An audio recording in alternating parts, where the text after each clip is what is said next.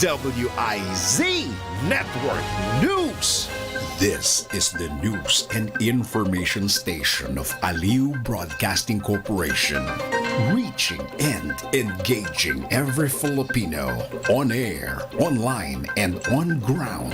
Ito ang bagong DWIZ 882, nagbabalita ng tama, naglilingkod ng tama. Proud member of ALC Group of Companies. Isang pagpupugay, pasasalamat at pagsisikap ang pangako na aming bibitiwan sa lahat ng aming natanggap na pagpapala. Pagpupugay sa lahat ng nagbigay ng pagkilala sa Aliw Broadcasting Corporation mula sa Philippine Outstanding Brand of the Year, Philippine Finest Business Awards and Outstanding Achievement, Asia Pacific Luminaire Awards, Southeast Asian Premier Business and Achiever Award. Sa aming mga natanggap, 4-time Best AM Station Awardee, DWIZ 882, 4-time Best Radio Newscaster Awardee, Dennis Antenor Jr., 3-time Best FM Station Awardee, Home Radio 97.9, 2-time Most Promising TV Station Awardee, Aliw Channel 23, at Best Public Service Radio Host Awardee, Bragi Braganza. Pangakong itutuloy ang pagbibigay ng tamang balita at tamang paglilingkod at isang malaking pasasalamat sa tiwalang naibigay sa amin. Pakakasahan yung gagawin naming malaking inspirasyon ito para ipagpatuloy ang maglingkod sa lahat ng Pilipino. Ang lahat ng opinyon, pagtingin, pananaw o kuro-kuro ng mga bisita at panauhin o mga anchors o host sa programang ito ay sarili at tanging opinyon at pananaw ng mga nabanggit at hindi opinyon o pananaw ng Aliw Broadcasting Corporation, mga producers o mga namamahala ng Aliw Broadcasting o anumang organisasyon na affiliated sa network at kailanman ay hindi iniendorso ng Aliw Broadcasting Corporation ang mga nabanggit na opinyon at pananaw sa programa. Ang programang ito ay hatid sa inyo ng PAGCOR. Walang yumayaman sa pagiging empleyado lang. Dapat lahat tayo nagninegosyo. Timing! Narito ang isang programang magbibigay ng tamang gabay sa pagnenegosyo. Pakinggan at panoorin ang mga ekspertong magiging guest dito. Isang show para sa negosyo. DWIZ Negoshow, kasama sina Lito Gagni at Gerry Urbina. Pakinggan ng live sa DWIZ. Panoorin ng live sa Aliw 23 at i-follow sa lahat ng digital channels ng DWIZ, Facebook, YouTube at DWIZ News App. Huwag munang magplano, huwag munang sasabak, huwag munang papasok sa negosyo nang hindi napapanood ang show na Negoshow. Yes, dito. Bago ang lahat, maganda yung bisita natin ha. Yes, Pero that's right. bago ang lahat gusto ko po lang i-announce yung galing po sa Philippine Amusement and Gaming Corporation. Or Yung PAGCOR. gusto mag-raise ng pondo via Community Bingo. Pinaigting ng Philippine Amusement and Gaming Corporation o PAGCOR ang programa nitong Bingo for a Cause upang makalikom na mas malaking pondo ang mga grupo at pamahalang lokal na balak magsagawa ng fundraising activities. Ayon kay PAGCOR Bingo Department Acting Assistant Vice President o si Lito Gomez, inaprobahan kamakailan ng ahensya ang ilang bagong pakete para sa community at bingo program nito. Sa ilalim ng bagong programa, maaaring kumita ang isang organisasyon na hanggang 50% ng gross ticket sales ng kanilang bingo events na may paintulot ng PAGCOR para suportahan ng mga proyekto nila. Ayon pa kay Gomez, ang Bingo Pelocos ay magandang pagkakataon para sa mga komunidad at samahan na maglibang ng naayos sa batas habang nag-aambag sa makabuluhang mga gawain. Para sa karagdagang impormasyon tungkol sa Community Bingo Program, tumawag lamang kay Josie Dona o kay Louie Cabanyero sa 02-8521-1542 local 7201 at 7202. At Gusto ko rin pong sabihin ang bagong patalastas ng PAGCOR doon sa photo contest para sa 2020, itong July 31 ng kanyang ang deadline. Muling inaanyayahan ng PAGCOR ang lahat ng amateur at professional photographers na lumahok sa PAGCOR Photography Contest 2025. Ang tema, Infrastructure for Economic Development. Formal na binuksan na sabing photo contest noong Pebrero 1, 2025. Hudyat na maaari na magsumite ng entry sa mga interesadong lumahok. Bukas ang kompetisyon sa lahat ng amateur at professional Filipino photographers na may edad 16 na taong gulang pataas. Ayon pa kay PAGCOR Chairman and CEO Alejandro Tenco, layo ng photo contest ngayong taon na ipakita ang mahalagang papel ng mga proyektong pang-infrastruktura gaya ng mga highways, tulay, seaports, airports at iba pa sa pag-unlad ng ekonomiya.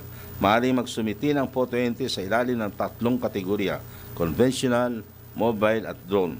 8 grand winners ang pipili ng PAGCOR sa bawat kategorya. Tatanggapin ang mga entries hanggang July 31, 2025 lamang. Para sa iba pang mga detalye, mag-log-on lamang sa www.pagcor.ph/photocon2025/index.php. Yan. At ang bisita po natin ay walang galing. Ardy, ikaw na magsabi. Guest po natin today is Mr. Chris Guzman. Siya po ang CEO and founder of Pahatid PH. Yan. Pahatid PH, ang galing. Isang logistics company, Tito, that caters to SME. So bagay na bagay talaga sa Negoshow. Magandang hapon, Chris. Welcome, Chris. Good afternoon, Sir Lito, Sir Gerry. Thank you very much for having us. It's an honor for us to also get out there, be known more, but definitely an opportunity that I don't wanna let it pass or let it go. Salamat. Maraming salamat. At kapitbahay ka rin Yeah. Dito ka rin sa Dito lang, Pasig. Yes. Kapitolyo lang. Kapitolyo lang. Yeah. Wait, Chris, can you take us back to yung June 2020? Kasi ang tapang mo eh. You launched Pahatid PH. Nagnegosyo siya. The height of the pandemic. Global pandemic. Ang Kwento mo galing naman yun. Kakaiba. And now I realized 5 years ago na pala yun. Grabe. Ganda. Yes. So how it started po, a bit of context. I used to live po sa US, sa America, San Francisco. I came back because of the pandemic. So I was also one of those na nawalan ng trabaho, who moved back by no choice. But so in March 2020, I got back, last flight from San Francisco to Manila. But the month after I got back, of course, I was doing nothing. Wala nga po ang trabaho.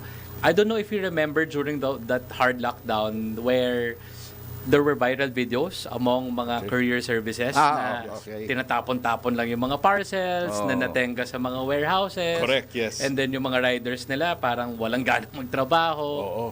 For me, at the back of my mind, teka, may mali doon ah. Parang hindi tama. One, you should feel privileged that you have a job on that time of the pandemic. So the least you can do is to do it correctly. Yes. Diba? And then second, siguro, having been influenced by the Western influencer culture ng mga deliveries or logistics, parang I can easily plug in the most basic strategies or whatever. And then third, of course, pandemic, sa bahay namin, household, kasi lahat kami magkakapatid also moved back home for safety. You know, I think it was a typical story. Na-observe ko lang din, everyday, parang nakaka 10 to 15 deliveries din kami. Separately, ha? Kasi, di ba, magpapahatid ka ng pagkain. I don't know if you remember yung mga ube cheese rolls na papadala mo sa friend. Doon lang nagkabuo-buo yung idea na parang may opportunity sa logistics and sa delivery. But primarily, it was the inspiration from the riders. So, weeks have passed. I just got 2 contact numbers of riders na I randomly booked through Lalamove, and then sabi ko, Kuya, kuhanin ko na yung number ninyo. I got 2 riders lang. Para every time that we would need a delivery, I'll just call you and text you. Sa'yo na directly yung kita, diba? But you'll be my trusted rider. Tama, Pero what is it you're delivering? So currently we're just doing all non-food delivery, non-perishable delivery. So mga dried goods. Non-perishable. Non-perishable, yes. Kasi initially we did next day delivery, but then currently we do same day deliveries na rin. But we're just a business to business logistics provider. So cutting it short, nung 2020 until when I was experimenting it, one of my friends have reached to her organically na meron daw ako logistics business. But I don't have anything.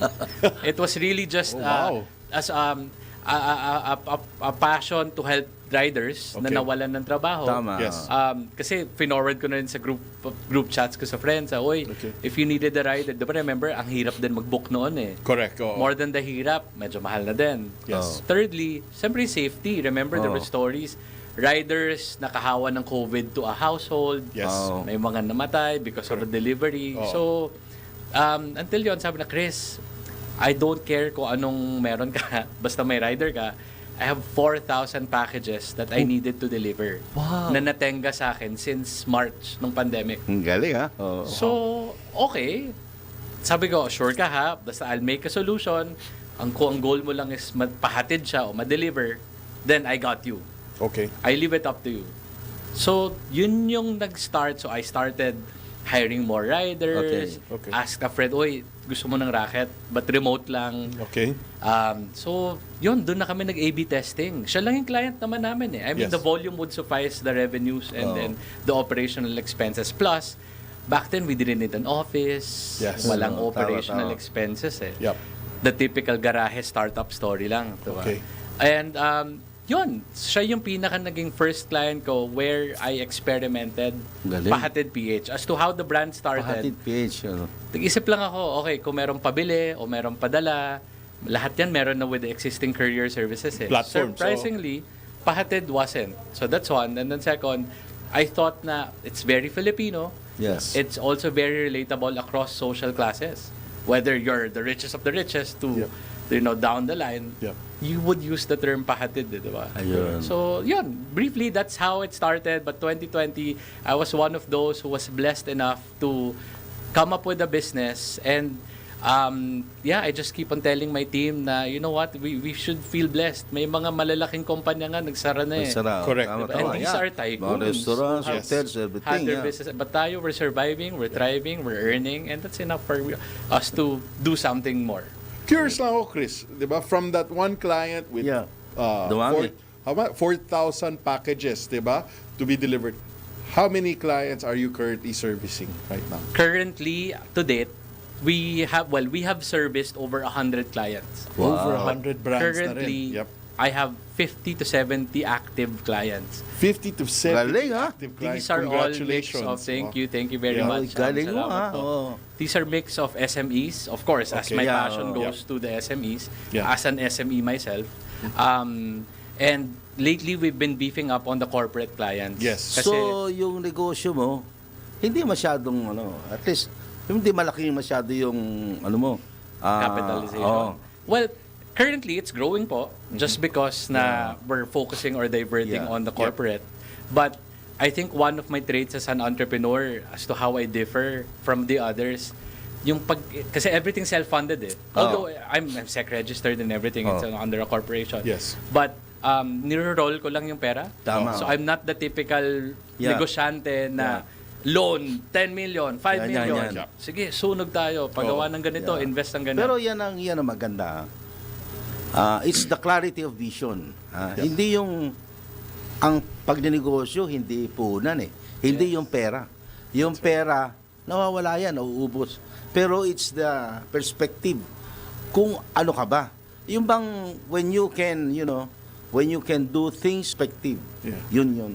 And that is what you did. Yeah. At dyan, tingin ko, natuto maraming nakikinig sa atin. Oo, tama. Ang Yeah. galing mo. Curious lang ako, Chris, were you always entrepreneurial by nature? I mean, or was this yun nga, I mean, what were you doing before Yeah, Pahatid siguro? That's a better question. Entrepreneurial by nature, not necessarily. Pero Okay. siguro, No, I'm glad you said that, ha? Kasi, again, madami nanonood at nakikinig right now na yan palagi Kailangan ba hindrance maging- nila or hurdle nila into becoming an entrepreneur. Kasi sabihin nila, hindi naman ako negosyante. Diba? Right. So, I'm glad Right. you answered that. Yes. I was not raised, although my parents are both entrepreneurs Okay. with their own line of works. Okay. Pero, of course, primarily also inspired by them. Okay. But I never really thought, siguro typically, you would want to have your own business, as we always say, when you Sure. grow up. Pero wala siya dun sa 5-year, 10-year plan ko back then. Okay. During the pandemic. So corporate ka? Corporate talaga ako. Okay. So, I was working, a bit of context also, naging OFW din ako. I used to work in Vietnam in 2010. Wow. Yep. And then moved back to the Philippines. Tapos I was based in Cebu, handling Bismin expansion. Then moved back again to Manila, and then the US na. I went to an MBA school and then Yes. got a job there, mostly on the tech side of companies. Okay. So corporate slave, as they say. Yep. But of course, I guess with all those experiences, also more specifically, I was more on the sales side, B2B sales. So nandun yung aspect of how to make money, Yep. how to talk to people, how to dig deeper on the pain points o ano ba yung kailangan ng mga negosyo to increase their revenues. Yun yung pinaka-main background ko. Bonus na lang, of course, yung educational background. Yes. But for me, I always believe, wala naman sa school yan eh. It helps, tama. but Correct. nasa tao na yun eh. So, Pero parang rin ka rin you're the selling Parang Yes. yung pagkuha mo ng rider, how do you, Opo, how do yes. you make them toe the line? O marami. Siyempre, iba yan. Dami kong kalaban Yes. Kakaiba. Yeah. Yun nga, again, just to build on Tito's question nga, I mean, starting a business during the lockdown, di ba? Talagang, it's not for the faint of heart. Ang tapang mo talaga. thank you. Yun nga, you spoke about yung reaching out to your two first riders, right? Are they still with you today? Yes. Oy, mataas po see? yung retention rate Yan, yan, yan. ng employees ko. Ayan ang I'm maganda, super see? happy. Hindi, yun kasi, yun yung clarity of vision. Yeah. Yes. Yung what is it you have in vision for your business, yun ang importante. Yeah, correct. Agree po. Siguro, ngayon, laging key terms naman sa mga startups, sa mga negosyante, a real entrepreneur knows how to resolve a pain point Yep. as they say, or a problem. Yes, yeah. Doon naman talaga nagsastart dun eh. So back then, nung nakita ko may problema sa sistema ng mga riders, ng mga warehouse people, that's one. Ayun, oh. May problema din sa payout system ng riders. Kasi, why, as I have shared, yung retention rate ko ng riders, at yung pinaka-recent lang, siguro mga 1.5 years na, yun yung pinaka-mababa. But the rest, above 1.5, 2, 3, 4 That's years, very good, and 2 na 5 years. Yeah. And I'm really proud and happy na we have a solid team, even if small lang. I know for a fact you're doing much better in terms of retention with all the existing brands or logos out dami, there in dami logistics right now. And So this is again, congratulations to you, Salamat Chris. po. And this is despite na walang fixed or structured Hindi, HR. tsaka- Do you know Wala ka what I bang mean? fix or structured I mean, na HR? there's basic. Okay. But you know, I think at the end of the day, tao sa tao eh. Yeah, Diba? tao sa tao. At saka ang kagandahan yan, ngayon, you can now encroach on their other businesses. Yung mga kalaban mo, di ba? Yun na. Kasi maganda yung iyong sistema eh. Yun nga importante. Hindi lang pahatid, pwede na rin pasabay. Kasi Sana walang perspective nanonood ng mga kalaban. Hindi kasi perspective yan eh. Yun yung sinasabi ko nga, yung pag malinaw ang yung gusto mong mangyari Yep. para sa iyong negosyo, yung the clarity of vision eh. Importante yan. Yeah. Galing. Agree. So the vision and mission were aligned. It's not something, kasi typically nga, yung iba, gagawa ng business plan, marketing plan, papakonsult. I've tried that before, pre-pandemic, but then I would always end up with the analysis paralysis. Ilang buwan na ako inaral yan, kinumpute, wala naman nangyari. So, as opposed to this one, iba yung naging feeling, and then everything went ahead. I mean, the branding, I thought of it like less than a week. And then the execution, Hindi. less than a week. So, Less than a week, huh? I think At saka tingin ko yung mga vision mission, magagawa mo lang yun after a few Eventually. years na nasa negosyo ka. Yes. Pag inumpisa mo una, Diyos ko. Yeah. Kagaya sabi mo, analysis paralysis. Opo. Basta alam mo lang kung ano yung gusto mong gawin. It's a simple one sentence or a couple of words. Yeah. Siguro ngayon, pwede mo nang gawin yung vision mission mo. Meron naman na din po. Nag-evolve na. Nag-evolve na. Nakakahoy ka naman doon sa iba. Yes, yes. From party to pasabay. Yeah. Meron na rin naman. Definitely after 5 years, we're more structured. And then nandun na lahat yung mga basic information. Na yun. Galing, Yeah, so 2020 and looking now, I also feel blessed. And I think na-check naman lahat ng vision and missions namin to help out the riders. And most importantly, because we're a delivery service Yeah.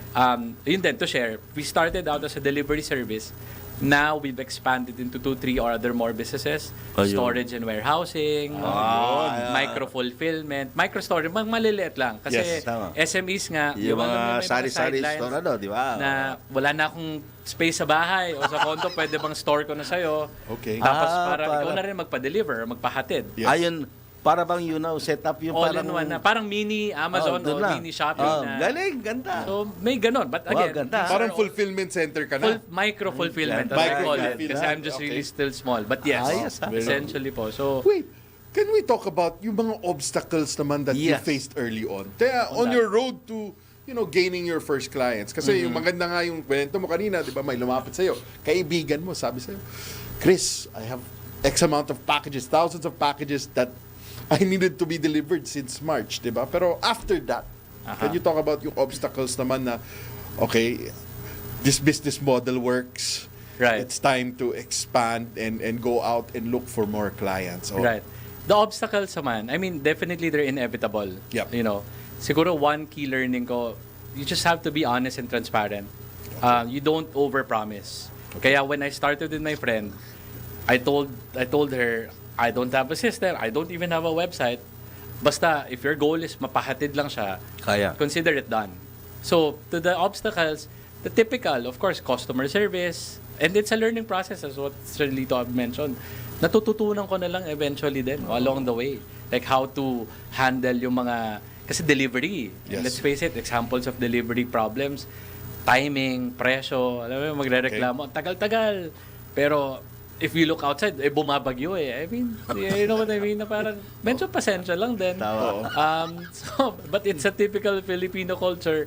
Ano pa ba, mga COD, yung mga iba magsascam, order doon sa client namin okay. na may COD. Pagdating Mas wala doon, naman iba pala. yung address, walang daming ganyan magbabayad. nangyari, di ba? So, mga typical po. So, paano na-vet yan? May structure naman po kami. Like with us, I have a small customer service team who calls and texts muna to confirm the delivery.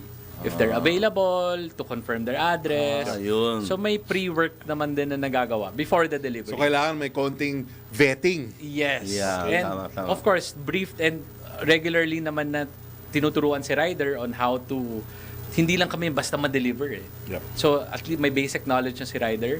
Another strategy that we do, yung riders kasi namin, which is a pain point of other logistics services, kaya hirap na hirap o whatsoever, lahat ng riders namin are based geographically. So out of the 25 or 30 riders, kung taga-Pasig ka, you'll only cover the Pasig area.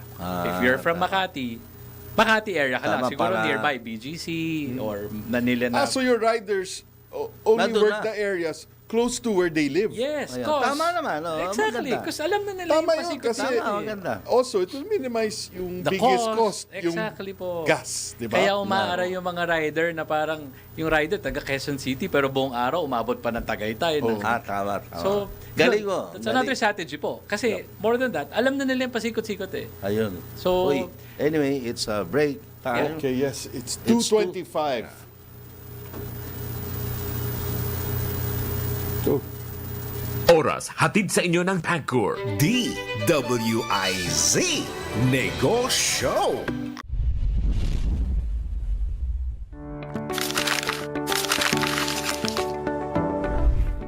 Do you have a gambling problem?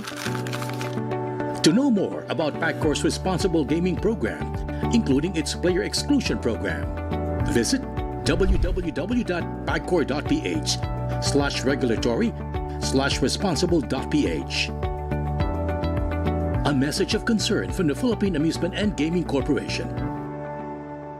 Tikman ang mga natatanging putahe ng Batanes na siguradong magpapamangha sa inyong panlasa. Simula ng inyong gastronomic adventure sa Uvud, isang espesyal na putahe ng mga Ivatan. Ito ay gawa sa pinaghalong puso ng saging, giniling na baboy at isda na nagbibigay ng kakaibang texture at lasa. At sunod naman, tikman ang dibang o flying fish na karaniwang inihahain ng prito o ginagawang lataven. Isang bersyon ng kinilaw kung saan ang isda ay binababad sa suka at kalamansi kasama ang luya at sibuyas. At para naman sa mga mahilig sa kanin, subukan ang supas o turmeric rice, isang espesyal na kanin na luto sa luyang dilaw at hinaluan ng iba't ibang karne at gulay na kadalasang inihahain tuwing pista o malalaking pagtitipon. At panghuli, ang lunyis, ang bersyon ng Ivatan ng adobo, kung saan ang baboy ay niluluto sa sariling taba at asin. Kaya't ano pang hinihintay ninyo? Tuklasin na ang iba't ibang mga putahe ng Batanes at maranasan ng kultura ng mga Ivatan sa bawat kagat. At iyan ang ating highly recommended. Health is the best wealth sa mga working millennials na may kakaibang challenge pagdating sa kalusugan sa panahon ngayon. Body wellness, mental wellness, at financial wellness. Be sure balance ang lahat sa DWIZ Life Balance. Kasama sina Daryl Justin at Gia Rafael. Monday to Friday, 6 p.m. Kayang-kaya mo ang kahit na ano kung ikaw mismo ang gagawa nito. Let's learn new things sa DIY Do It Yourself. Kung ikaw ay isang commuter, ramdam na ramdam mo siguro ang matinding init ng panahon sa tuwing papasok ka sa eskwela o sa opisina. Ayon sa Department of Health, nasa 39 hanggang 40 degrees Celsius ang init na kayang maabsorb ng katawan ng isang tao. Ngunit kung iyong napapansin sa tala, lumalagpas na ang heat index dito. Kaya kung isa ka sa mga naaapektuhan, narito ang ilang paalala para ang init ay malabanan. Una, palaging uminom ng tubig. Magdala ng basyo o bote ng tubig upang manatiling hydrated habang ikaw ay nasa biyahe. Ikalawa, kung ikaw naman ay naglalakad, sumilong o magpahinga muna sa mga lugar na may lilim. Kung ang init ay matindi talaga, huwag nang ipilit kung hindi mo naman kaya. Ikatlo, pakiramdaman mo ang iyong sarili.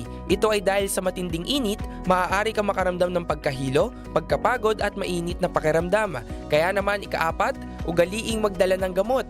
Mas mainam kung palaging handa para kapag mangailangan may makukuha. At ikalima, maging updated at huwag baliwalain ng weather forecasts. Subaybayan ng weather updates para makapagplano kung ikaw ay lalabas. Gets mo ba? Sige nga, do it yourself!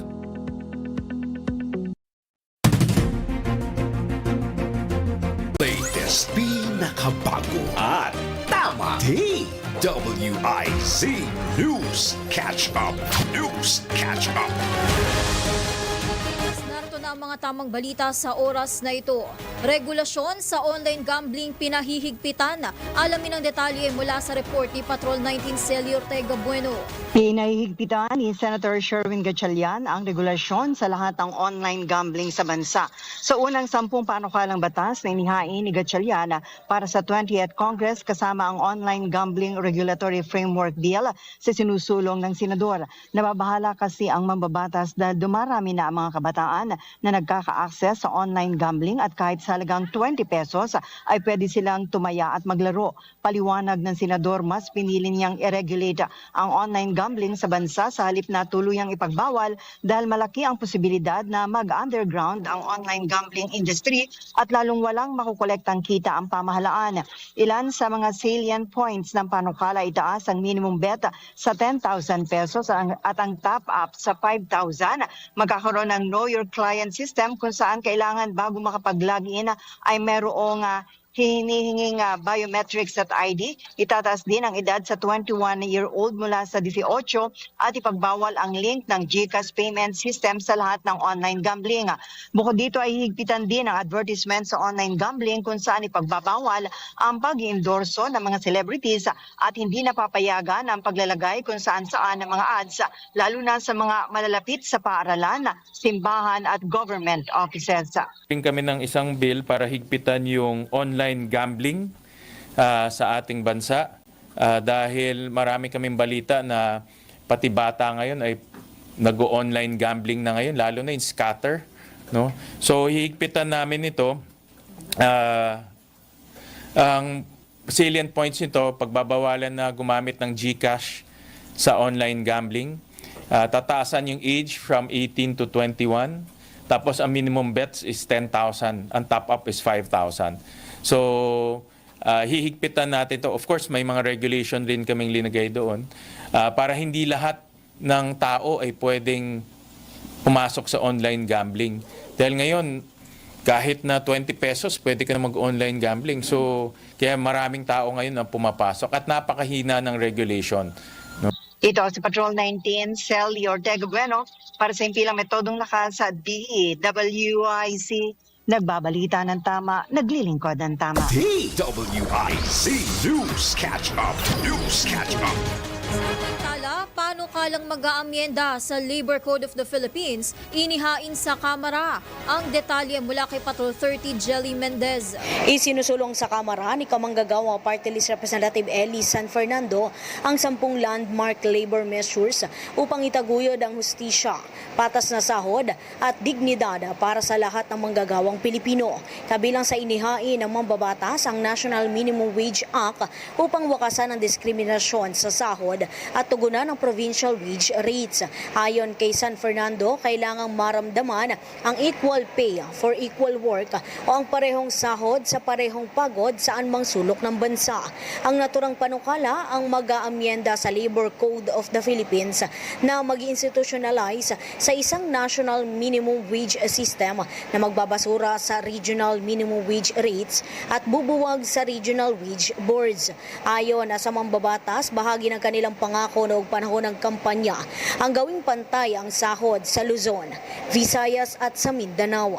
Paliwanag ng mambabatas, suportado naman anya ang pagpapatupad ng dagdag sahod, ngunit dapat ay magkaroon muna ng uniform wage floor na magpapatatag at sa natukoy na antas sa sahod.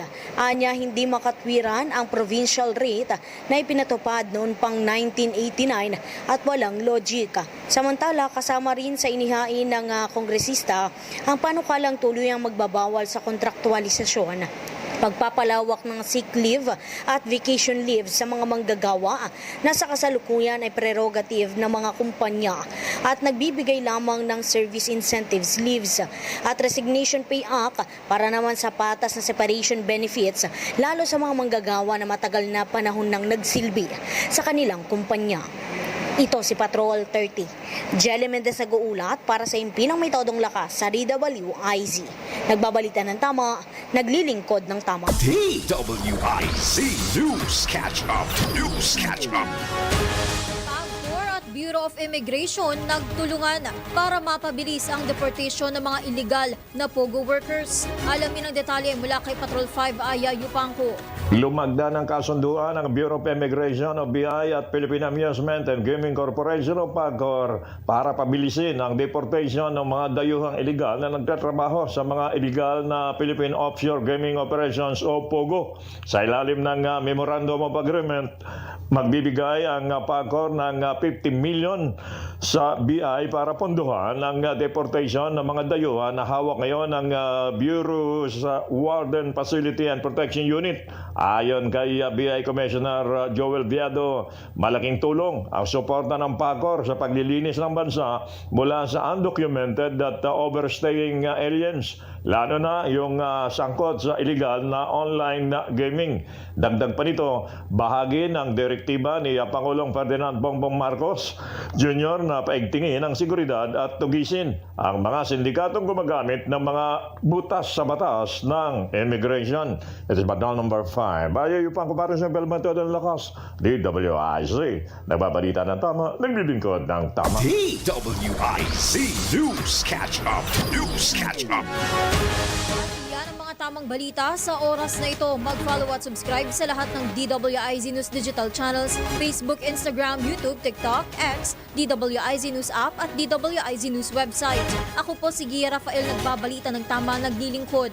Oras-oras nagbabalita ng tama, naglilingkod ng tama. DWIZ News Catch Up. News Catch Up. Ang balitang ito ay inihatid sa inyo ng Bingo Plus. Download Bingo Plus app now on Google Play and Apple App Store. Visit bingoplus.com to learn more. With Bingo Plus, bingo sa saya, plus sa panalo. Gaming is for 21 years old and above only. Game responsibly, keep it fun.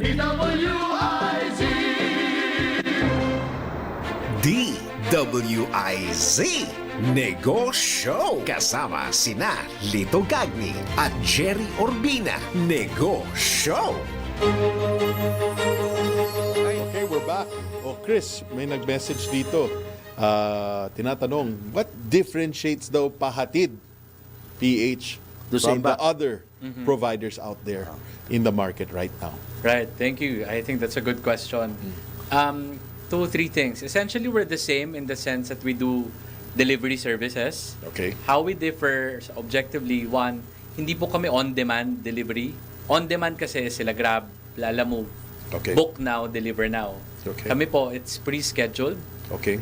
So that's one differentiating factor. And then second, we only do business-to-business deliveries or transactions. Okay. So we don't, unfortunately, we don't have the capability to accommodate hundreds of bookings in one day for different 100 people. Yes. So we just directly work with businesses, primarily nga, which is the advocate of PATED, working with SMEs, MSMEs to be more Okay. specific. Yeah. So, yeah, essentially the same as the competition, Yep. but we have our own side of the market that we tap. Well, have there been moments ba, Chris, throughout these 5 years na where you questioned whether or not to continue doing the business? 3 weeks ago lang.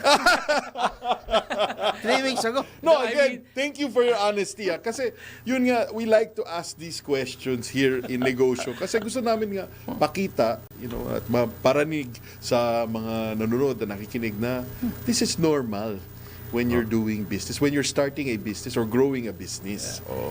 The reason why it was just 3 weeks ago, we celebrated our 5th year 3 weeks ago. Wow, okay. Coincidentally and literally. So, I mean, as what you've said, of course, it's inevitable na tanungin din yung sarili ko. Kasi 5 years have been really stretched out. Yes. Great and challenging moments. But typical, I think, if you, as they say, if you don't stop questioning yourself, then wala na yung challenge. And then that's where the room of growth happens. Yeah. So it's normal, it's great. You really need to think further. Like me also on a personal level, I was questioning marami na bang sacrifices sa personal life ko out of the business. Okay. The typical na dami iniisip ko yung kumpanya but I'm forgetting myself. May mga ganon. Yep. But on the business side, I guess why question it if the business is still profitable? If it's still profiting, diba? So keep going lang. I mean, Keep just going keep lang. going and then make the business grow. Wala namang exact formula. Tama. But so to that question, yes, I have been questioning lately in a good way. In a good Yeah. way. Okay. But it's inevitable. Normal po yun. Yeah. Normal. Pero Chris, what is the most challenging situation or problem you had in that 5-year journey? And how did you, went through it, overcome? Kasi para yung mga yan na nagnenegosyo o yung mga nakikinig, baka dinaanan din nila yun. Yes. Marami kasi tayong dito maraming nakikinig dito. Gustong-gusto kasi si RD. Salamat dito. Ikaw rin, gusto rin nila. Siguro, I mean, again, maraming challenges. For Yeah. sure. Nandyan, commonly, capitalization, Ayun. financial planning, hiring of people, structure. With me, my top 2 would be, 1, keeping up with the industry. Keeping up with the industry. We're a logistics services. Literally, mabilis din yung turnover. The strategy yesterday would be different for today or like tomorrow or like a few months' time. Kasi everything pivots, lalo na yung mga tech-centric na companies. Yeah. They really rapidly grow. So, keeping up with the industry, you have to be in the know and alam mo dapat how the kahit your personal observation lang. So that's one. And then second, if I may share, siguro, staying true to your core. Kasi, and then the rest, they're all important. Pero for me kasi, if you stay true with your core or you keep up the same core values or the core of the company from day one, your mission and vision, Yes. and you still uphold it 5 years from after, 10 years from now, hindi ka mawawala eh. That will really boost your confidence as an entrepreneur to stay focused. Yun yung Forget clarity. about what other people are saying. Clear vision. Opo. Na perspective. Yes, kasi may magsasabi naman talaga ng feedback. And that's fine. You take it. Pero where do you see pahatid.ph in let's say 3 years? Yeah. Ganda yan. Ako, I like the 3-year question kasi 5 years parang ang tagal. 5 years, baka may mangyari na hindi maganda. 3 years, I'll still focus on helping SMEs. Okay. Because that's my passion eh. And ang daming SMEs. Super dami, which I am happy about. it only shows and manifests that there's a lot of Filipinos who are thinking or becoming more financial literate or more financially savvy. So I'm there if they need a logistics provider that aligns with their business. Yun, so I'd keep on acquiring more clients, more SMEs like them. Of course, the expansion are there, expanding to like different regions. We're targeting, hopefully it happens, Cebu by Q3.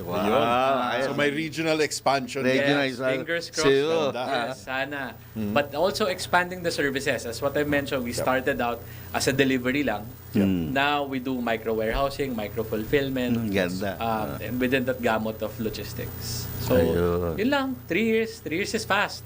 Ngayon nga, July na. July na yan. Totoo. Half of the year, wala na. Tapos na. Tapos na po. Wait, Chris, yun nga, kanina you talk about yung core business. And kasi you've been described as a delivery rider advocate, diba? Why is this important to you? You know, looking after the riders, diba? And how is it reflected in your business operations? Right. Walking back again during the hard lockdown. Okay. The riders, they were one of the most essential next to the nurses siguro or outside the hospital. Totoo yun. Kasi we all dependent on them, di ba? That's right. They kept the economy moving. Moved and thrived. Kaya nga ako disappointed nung nakita, ba't tinatapon-tapon lang yung parcels?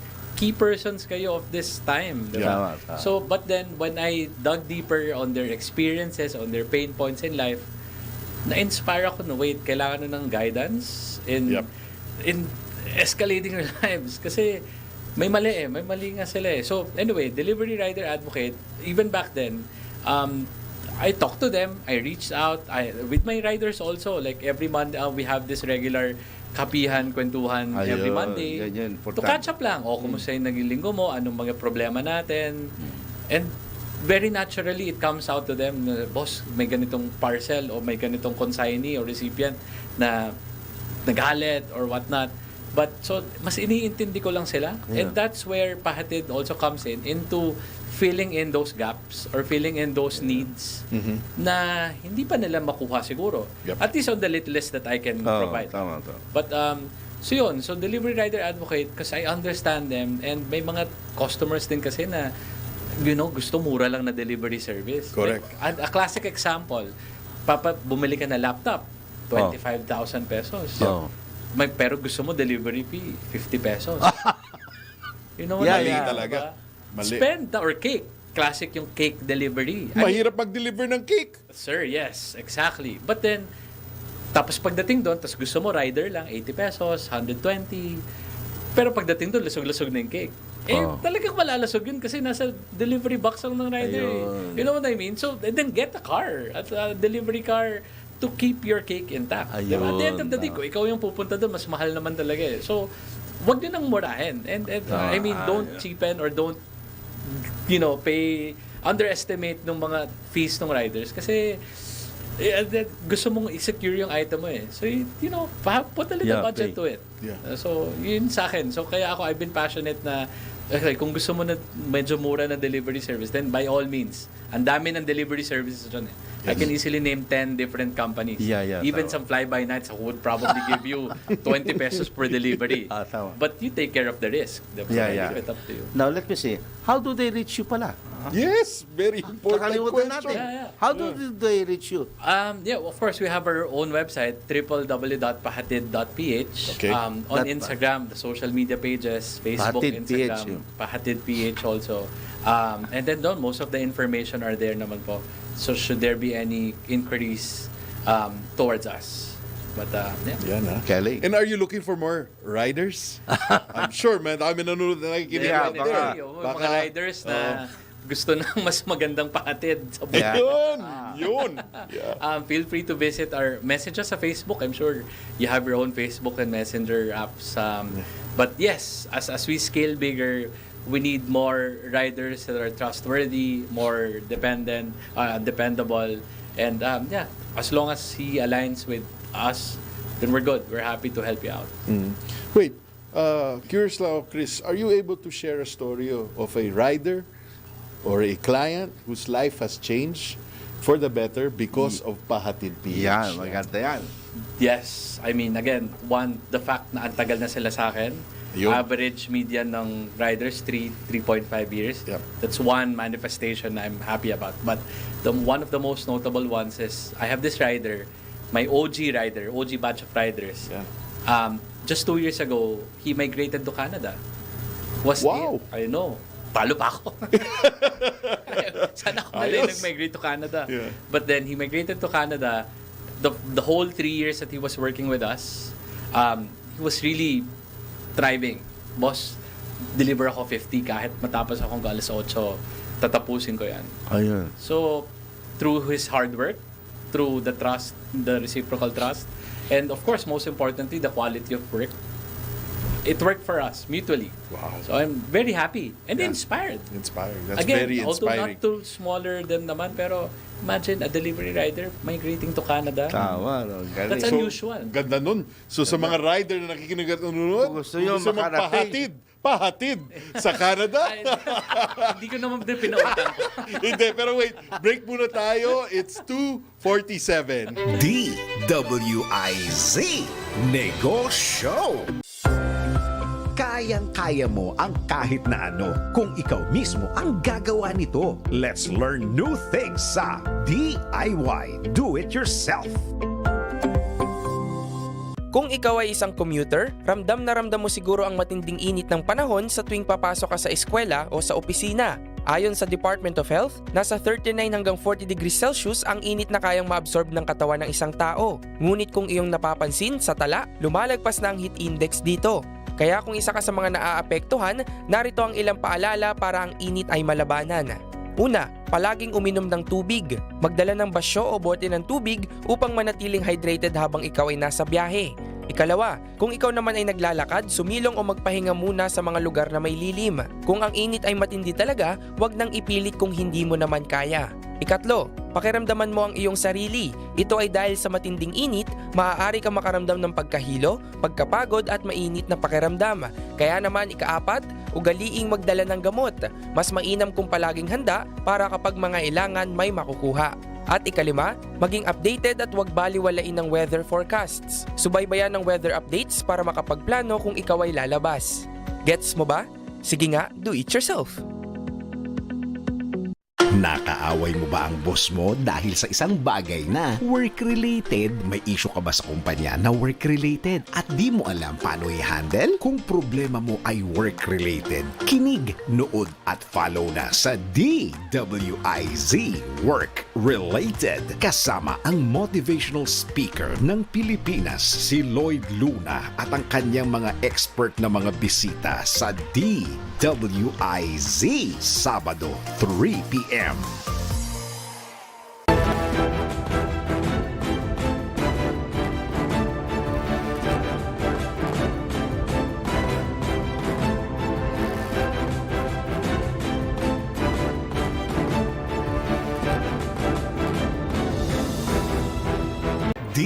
DWIZ Negoshow. Kasama sina Lito Gagni at Gerry Urbina. Negoshow. Okay, we're back. We're back. Yun nga, again, Lapit Tito, na. we're approaching the tail end of our show, Chris. Lapit na. Kulang talaga yung oras. Diba? But Sayang, gawin natin 2 oras to. Anyway. anyway, well, can you siguro before we end the program, I mean, what do you wish more people knew about the logistics delivery industry, and what misconceptions would you like to correct? At least the driving motivation for them to get into the logistic services is personal observation lang. Hanggat maraming sellers sa Shopee, sa Lazada, sa online, sa marketplace, sa Facebook, may logistics, may delivery service. May opportunity. You just need to find your niche. Wow. Like kami, we never aspired to go against Grab or Lalamove or the giants. Because I know myself that I couldn't. I don't have the funds. But I'll just find or create my own path, which is what I'm doing. Niche marketing. Niche strategy. Yeah. But second, the misconceptions with the deliveries, again, as an advocate of riders, Huwag nating maliitin yung mga delivery riders. Correct. Although sadly din kasi may mga loko-loko din talagang mga delivery riders. Oo. Diba? The reason why they're like that, probably they're misguided. Yep. They're not treated well by the company or paid out by the company.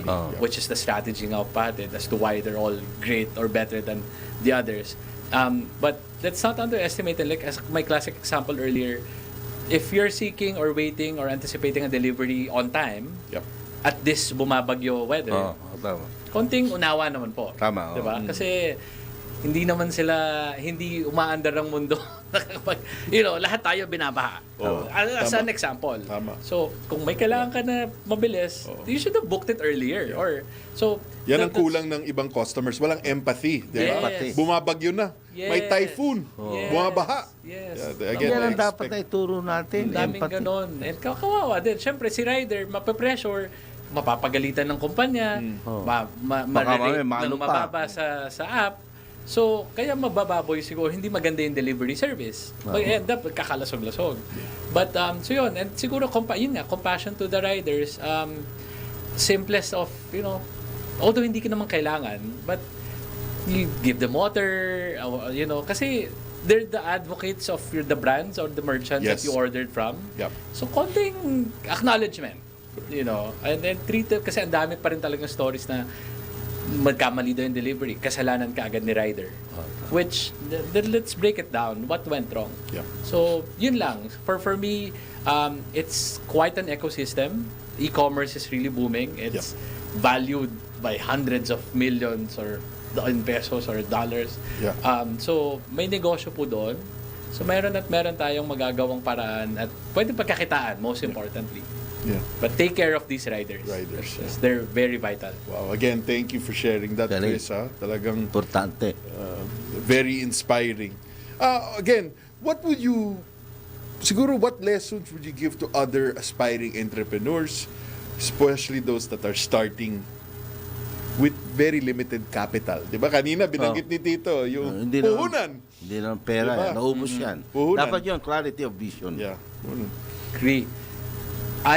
When I started Pahatid, I didn't have that much. Hindi ako naglabas ng malaking pera. Okay. If I remember correctly, less than 100,000 pa nga lang. Oh, wow. But because I already knew and projected my revenues. Kumbaga alam ko nang kikitain with that 4,000 packages that I was sharing earlier. So, one, don't be afraid with the capitalization. Of course, you put up a business within your means. Yeah. Yep. Or kung kayang konting utangin. But don't create like 100 million company kung wala ka namang 100 million. Diba? But also, again, if you have the vision, if you know that you can earn it back within the time frame that you projected, good. But have that courage, clarity of vision, prayers. Prayers. Yan. Ayan, common Marami yan. Common yan theme. sa mga successful guests namin. Yan. The power of prayers. The power. At the end of the day, pag uwi mo sa bahay, wala ka na ibang kakausapin kundi yun eh. So, yun, for me, those are the top three. For family and friends will never be your first customers, but they are the ones who would support and guide you. Yun. Kasi kalimitan sa atin ng mga Pilipino, tatampo na, hindi ka nagpa-deliver sa akin. Hindi ka naman bumili ng buko ko diba? Tapos wala na, friendship over. Mare, bili ka naman ng longganisa. No, hindi sila yung magiging first customer mo. But, you can always seek help from them, advice at the least, prayer at the most, or konting support system. You'll never know. This one. So, yun lang po yung sa akin by experience. Everything else will follow. Take care of your people. And just be kind. Yeah. Just be kind. Just be kind. Again, Chris, kasi yun nga, we're reaching the tail end of our show. How can they reach out to you? And listening to you, Chris, bagay ka na mentor. Sa mga ibang entrepreneurs. Are you willing? I know I'm putting you on the spot. Are you willing to mentor other aspiring entrepreneurs, especially those that are planning to also enter yung delivery logistics industry or space like yourself? Yeah. I never thought na matatanong ako ng ganun. Everything came out naturally, you know. Mentorship, of course. I mean, kahit 30 minutes a day or whatnot, okay lang naman. You can reach us at www.pahatid.ph. I'm sure you would see my profile there. Facebook and Instagram are also at pahatid.ph or at pahatid.ph. number, I forget, hindi ko memorize the number, but we're very responsive.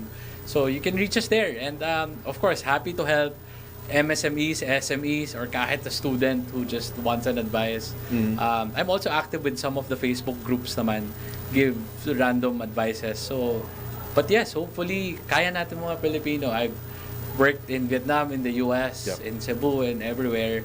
Kaya natin nun. We can make money. In a good way. You know, don't break your core values. So, yun lang. Thank you very much, sir. Chris, again, siguro these are last two questions siguro for the show. Nuggets. I mean, first, what would you have done differently? In hindsight, in growing Pahatid PH. Curious lang ako kasi tulad ng sinasabi ni Tito, klaro talaga yung vision mo eh. Pero, what would I have done? I mean, just because nakatira ako sa Amerika noon, baka siguro I wouldn't be here. Pero for the business, baka wala rin eh. Kasi it's really clear for me that I really wanted to help out the delivery riders. So, crystal clear sa akin. But had the pandemic not happened, I would have been living sa Amerika. Maganda. But baka umuwi din ako. It was in being kind that you were able to develop this business. Thank you. Kaya ako, I have a kind-hearted partner here. Always taking care you're also of me. kind-hearted, Tito. Big heart. Happy to share. His heart.